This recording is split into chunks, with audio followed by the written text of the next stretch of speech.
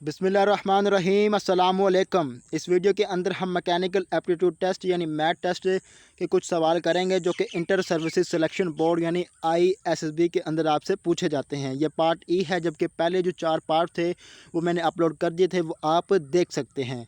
तो चलते हैं जी आज के पहले सवाल की तरफ। पहला सवाल आपके सामने मौजूद है। इसके अंदर वो कहता है how will be the water move when the air is blown through the expanding tube. यहाँ पर वो आपको कहता है कि ये आपके सामने 4 कंटेनर मौजूद हैं, एक ए वाला, बी वाला, सी वाला और डी वाला, और इसके ऊपर जो है एक ट्यूब बनी हुई है जो कि हॉरिजॉन्टल डायरेक्शन के अंदर मौजूद है, और उसके अंदर जो है हवा जो है मूव कर रही है, उसकी डायरेक्शन को उसने एरो की मदद से रिप्रेजेंट किया है। वो कहता है कि जब ये हवा जो है इस ट्यूब के अंदर से गुजरेगी तो नीचे जो पानी मौजूद है उस पर क्या इफ़ेक्ट बनेगा, कौन सी जो डायग्राम है उस इफ़ेक्ट को मुकम्मल तौर पर सही तौर पर रिप्रेजेंट कर रही है, तो वो आपने यहाँ पर बताना है। तो आप यहाँ पर देख सकते हैं कि जब जो है एयर जो है इस ट्यूब के अंदर से गुजरेगी तो नीचे जो वर्टिकल जो ट्यूब बनी हुई है उसके अंदर जो एयर होगी वो भी ऊपर की जानिब मूव करेगी, और जब एयर जो है ऊपर की जानिब मूव करेगी तो नीचे जो लिक्विड मौजूद है वो भी ऊपर की जानिब मूव करेगा। तो आप यहाँ पर देख सकते हैं कि ए के अंदर जो है इसको भी सही तौर पर रिप्रेजेंट नहीं किया गया है। इसके अंदर जो है वो बता रहा है कि हवा के यहाँ पर चलने से लिक्विड जो है उस पर प्रेशर पड़ेगा, हवा जो है नीचे की जानिब मूव करेगा, तो ये भी सही तौर पर बयान नहीं कर रहा है। यहाँ पर भी सही तौर पर उसको बयान नहीं किया गया है। लेकिन डी के अंदर आप देख सकते हैं कि जब हवा जो है इस ट्यूब के अंदर से गुजरेगी तो लिक्विड जो है वो ऊपर की जानिब मूव करेगा। ये जो डायग्राम है इस प्रोसेस को और हवा के चलने पर पानी पर पड़ने वाले इफ़ेक्ट को सही तौर पर बयान कर रही है। तो ऑप्शन जो डी है वो हमारा यहाँ पर आंसर होगा। अब हम चलते हैं जी अगले सवाल की तरफ। यहाँ पर कहता है in which configuration will be the plank support the heavier weight if equal choose C. अब वो आपको कहता है कि एक डायग्राम ये एक मौजूद है और बी वाली डायग्राम मौजूद है। अब वो कहता है कि कौन सी जो डायग्राम है ज़्यादा वेट को सपोर्ट करेगी। अगर आपको लगता है ए करती तो अपना जो आंसर है वो ए सिलेक्ट करें, अगर आपको लगता है बी सपोर्ट करेगी तो बी वाला आंसर जो सिलेक्ट करें, और अगर आपको लगता है कि दोनों जो है इक्वली उनको सपोर्ट करेंगे तो आंसर जो सी है वो वाला सेलेक्ट करें। तो आप यहाँ पर देख सकते हैं कि बी के अंदर आप देखें तो यहाँ पर जो वायर है वो भी नीचे की जानिब है, वेट भी नीचे की जानिब, जिसकी वजह से ये जो सपोर्ट है वो टूट जाएगी और वेट जो है नीचे की जानिब गिर जाएगा और उसको सपोर्ट नहीं मिलेगी। लेकिन अगर आप ए के अंदर देखें तो यहाँ पर वायर जो है वो ऊपर की जानिब मौजूद है और वेट जो है नीचे की जानिब मौजूद है, जिसकी वजह से इसको सपोर्ट मिलेगी। एक्शन और रिएक्शन बराबर हो जाएंगे लेकिन अपोजिट डायरेक्शन के अंदर होगी और उसको सपोर्ट मिलती रहेगी। बिल्कुल ऐसे ही जैसे कि टेबल पर पड़ी हुई बुक का जो एक्शन है वो नीचे की जानिब होता है और टेबल का जो रिएक्शन है वो ऊपर की जानिब होता है, लेकिन अपोजिट डायरेक्शन के अंदर, लेकिन मिकदार के अंदर बराबर होता है, जिसकी वजह से बुक जो है टेबल पर पड़ी रहती है। बिल्कुल यही कंडीशन जो है यहाँ पर मौजूद है। तो डायग्राम जो ए है वो ज़्यादा हैवियर वेट को सपोर्ट कर सकती, तो ऑप्शन जो एक है वो हमारा यहाँ पर आंसर होगा। अब हम चलते हैं अगले सवाल की तरफ। यहाँ पर वो कहता है shown below are the 3 solar planet are the seen from the same distance in the space which planet has the strongest gravity.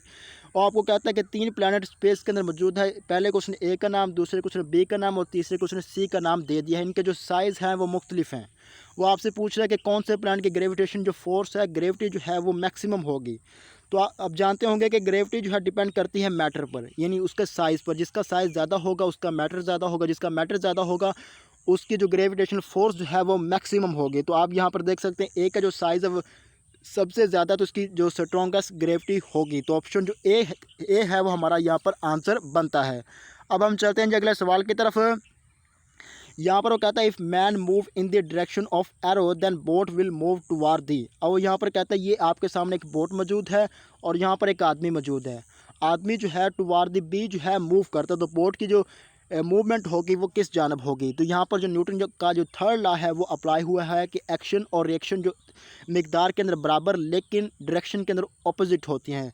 और जब जो आदमी जो है इस जानब मूव करेगा लेफ़्ट हैंड की तरफ, तो बोट जो है वो एक्शन का रिएक्शन देने के लिए जो है राइट हैंड की जानब मूव करेगी। तो टुवार्ड द ए जो है बोट की मूवमेंट होगी। तो ऑप्शन जो एक है वो हमारा यहाँ पर आंसर बनता है। अब हम चलते हैं जी अगले सवाल की तरफ। यहाँ पर वो कहता है which gun fire at the long range, यानी आपके सामने 2 गन मौजूद हैं ए और बी। कौन सी गन जो है दूर तक अपना जो बुलेट है वो फायर करेगी। तो यहाँ पर एक छोटा सा कंसेप्ट है प्रोजेक्टाइल मोशन का। प्रोजेक्टाइल मोशन को समझने के लिए आप छोटी सी एग्जांपल ये ले सकते हैं कि जब आप फुटबॉल को किक करते हैं तो वो जो फुटबॉल जो है वो आगे की जानिब भी मूव करता है और फिर नीचे के जानिब भी मूव करता है, यानी इसकी दो डायरेक्शन होती है, फॉरवर्ड भी और डाउनवर्ड भी। इस तरह की जो मूवमेंट होती है उसको प्रोजेक्टाइल मोशन कहा जाता है फिज़िक्स के अंदर। और प्रोजेक्टाइल मोशन की जो रेंज है, यानी वो मैक्सिमम डिस्टेंस किस एंगल पर कवर करेगी, वो 45 होती है, यानी 45 के एंगल पर वो मैक्सिमम जो डिस्टेंस है वो कवर करती है, मैक्सिमम उसकी रेंज होती है। तो आप यहाँ पर देख सकते हैं कि बी के अंदर जो है एंगल 45 के करीब तरीन मौजूद है, तो इसका जो बुलेट है वो दूर तक जाएगा। तो ऑप्शन जो 2 है वो हमारा यहाँ पर आंसर होगा। अब हम चलते हैं जी अगले सवाल की तरफ। यहाँ पर वो कहता है which slide offering the least resistance to the weight. अब यहाँ पर कहता है ए, बी, सी और डी जो है 4 स्लाइडें आपके सामने स्लाइड जो है मौजूद है और इसके ऊपर जो है वेट मौजूद है। कौन सी स्लाइड जो है कम रेजिस्टेंस प्रोवाइड करेगी। तो आप यहाँ पर देख सकते हैं कि अगर आप यहाँ पर देखें तो इसमें जो रैंप है वो काफ़ी लंबा है, इसके अंदर भी ऐसी कंडीशन है, इसके अंदर भी ऐसी कंडीशन, लेकिन यहाँ पर देखें जो बिल्कुल स्ट्रेट तकरीबन बाकियों की निस्बत थोड़ा स्ट्रेट आ रहा है, जिसकी वजह से वेट जो आसानी के साथ नीचे की जानिब मूव कर जाएगा। तो बी वाला जो है कम रेजिस्टेंस अप्लाई कर रहा है, तो ऑप्शन जो 2 है वो हमारा यहाँ पर आंसर होगा। अब हम चलते हैं अगले सवाल की तरफ। यहाँ पर वो कहता है कि ए, बी और जो सी जो हैं ये 3 ट्रक हैं और सवाल के अंदर वो कहता ये है कि एक ट्रक जो है जा रहा है, उसके अंदर जो पेट्रोल मौजूद है उसकी ख़ास एक स्पीड के साथ वो मूव कर रहा है। अचानक ये होता है कि वो अचानक जो ट्रक वाला जो है ड्राइवर जो है ब्रेक मारता है, जिसकी वजह से वो कहता है कि जो अंदर उसके पेट्रोल मौजूद है उसकी जो डायग्राम है, उसकी जो पोजीशन है वो क्या बनेगी, वो आपने यहाँ पर बताना है। तो आप देख सकते हैं कि यहाँ पर अगर ट्रक का स्ट्रक्चर मैं आपके सामने बनाऊँ तो जब वो खड़ा होगा तो उसके अंदर जो पेट्रोल की जो पोजीशन होगी वो बिल्कुल बराबर होगी तमाम हिस्सों के अंदर। लेकिन जैसे ही वो ब्रेक अप्लाई करेगा तो नीचे ये इस तरफ वाला जो पेट्रोल होगा वो आगे की जानब मूव करेगा, तो इस तरह की जो कंडीशन बन जाएगी, यानी इस जानब जो है वो सारा पेट्रोल आ जाएगा। वो अब हमसे पूछ रहा है कि कौन सी डायग्राम के अंदर इस चीज़ को मुकम्मल तौर पर सही तौर पर बयान किया गया। तो आप यहाँ पर देख सकते हैं कि ये वाला तो हो नहीं सकता, क्योंकि ये जब होगा जब ट्रक बिल्कुल खड़ा होगा, और ये जब होगा जब ट्रक जो है पीछे की जानिब मूव करेगा। लेकिन जब आगे की जानिब मूव करता हुआ अचानक ब्रेक लगाएगा तो जो पेट्रोल के अंदर जो स्ट्रक्चर बनेगा वो ए जैसा बनेगा। तो ऑप्शन जो 1 है वो हमारा यहाँ पर आंसर होगा। अब हम चलते हैं अगले सवाल की तरफ। यहाँ पर वो कहता है which direction is the truck moving if the truck station select C for your answer. अब वो आपको कहता है कि ये आपके सामने एक ट्रक मौजूद है, अगर आपको लगता है कि वो ए की जानिब मूव करता हो तो ए वाला सेलेक्ट कर लें, अगर आप बी की जानिब मूव करो तो बी वाला सेलेक्ट कर लें, और अगर आपको लगता है कि ट्रक बिल्कुल साकन खड़ा है, स्टेशनरी है, तो अपना जो आंसर है वो सी वाला सेलेक्ट करें। तो यहाँ पर एक छोटा सा क्लू मौजूद है, ये पेंडुलम का। देखिए पेंडुलम जो है इस जानिब मूव कर रहा है, और न्यूटन का थर्ड लॉ बताता है कि एक्शन और रिएक्शन मिकदार के अंदर बराबर लेकिन ऑपोजिट डायरेक्शन के अंदर होते हैं। अगर ये पेंडुलम इस जानिब मूव करे तो इसका मतलब है कि ट्रक जो है वो इस जानिब मूव कर रहा है, तो इससे हमें क्लू मिल गया। तो उसकी जो डायरेक्शन है वो टुवार्ड द ए है, तो ऑप्शन जो 1 है वो हमारा यहाँ पर आंसर बनता है।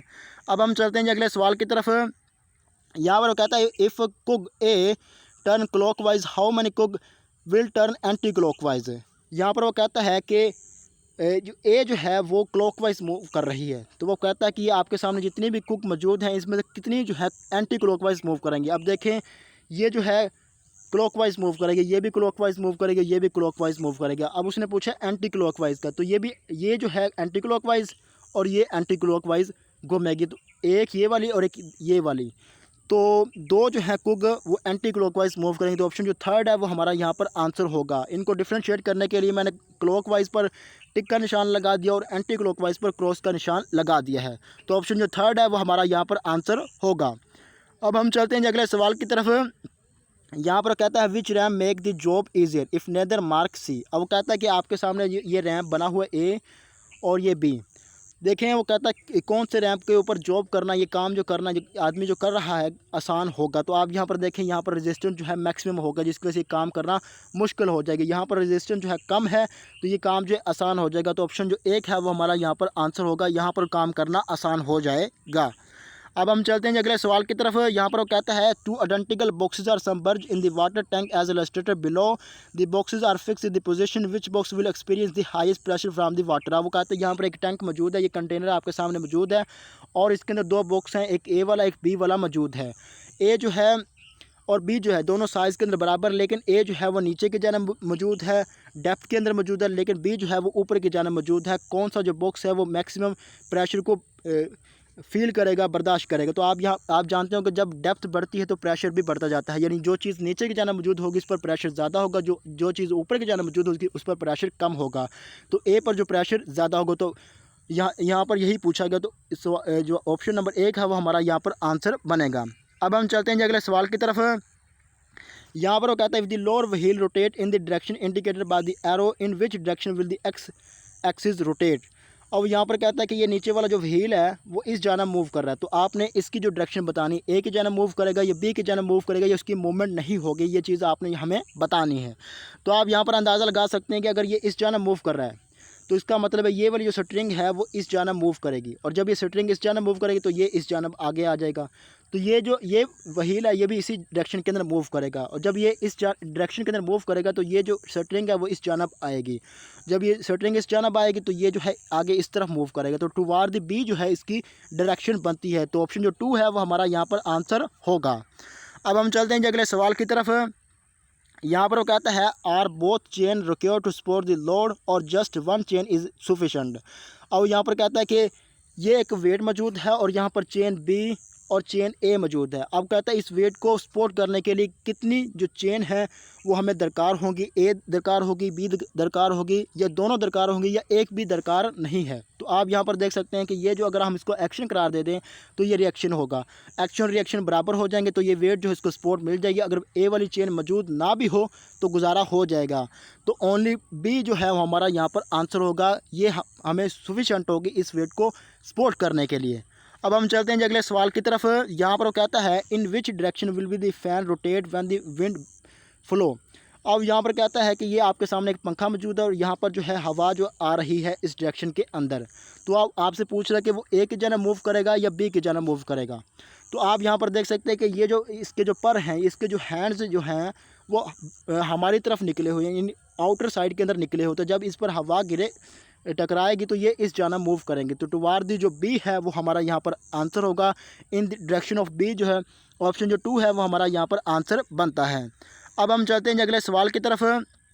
यहाँ पर वो कहता है कि ये आपके सामने कंटेनर मौजूद है और कंटेनर के अंदर जो है 2 पाइप बने हुए, एक पाइप ए है एक पाइप बी है, और इनका जो साइज़ है वो बराबर है 10 इंच का, दोनों का 10 इंच का डायमीटर है, पाइप ए का भी और पाइप बी का। अब वो पूछता है कि ए के अंदर या बी के अंदर किसके अंदर वेलोसिटी ज़्यादा होगी, पानी तेज़ी के साथ किसके अंदर निकलेगा। तो आप जानते हैं कि नीचे की जानब जो है डेप्थ के अंदर प्रेशर ज़्यादा होता है, जब प्रेशर ज़्यादा होगा पानी तेज़ी के साथ निकलेगा, प्रेशर तेज़ी के साथ निकलेगा तो उसकी वेलोसिटी ज़्यादा होगी।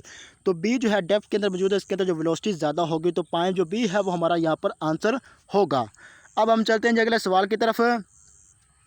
इसमें कहता है, if the small plunger is force down 5 unit how far will be the larger plunger move. अब इसको कहता है प्लंगर, एक ये वाला है और दूसरा जो है ये वाला है। अब वो आपसे कहता है कि ये जो प्लंगर है वो नीचे की जानब मूव करता है 5 पॉइंट। अब वो पूछता है कि ये प्लंगर जो है ऊपर की जानब मूव करेगा या नीचे की जानब, और कितना मूव करेगा, 5 पॉइंट से अबव होगा या 5 पॉइंट से बिलो होगा, ये चीज़ आपने बतानी है। तो सबसे पहले हम देखते हैं कि ऊपर की जानब जाएगा कि नीचे की जानब। देखिए जब ये नीचे की जानब आएगा तो ये जो लिक्विड मौजूद है ये इसको ऊपर की जानब पुल करेगा, यानी एक बात तो क्लियर होगी कि ये ऊपर जाएगा। दूसरी चीज़ आप देखते हैं कि इसका जो साइज़ है वो छोटा है, इसका साइज़ बड़ा है। तो अगर ये 5 यूनिट जो है नीचे की जानब आता है तो 5 यूनिट ऊपर की जानब नहीं जाएगा, बल्कि 5 यूनिट से नीचे जो है ऊपर की जानब जाएगा, तो अप जाएगा और लेस देन 5 यूनिट होगा। तो ऑप्शन जो 2 है वो हमारा यहाँ पर आंसर होगा। ये वीडियो आपको कैसी लगी इसका फीडबैक कमेंट बॉक्स में ज़रूर दीजिएगा। Thank you for watching.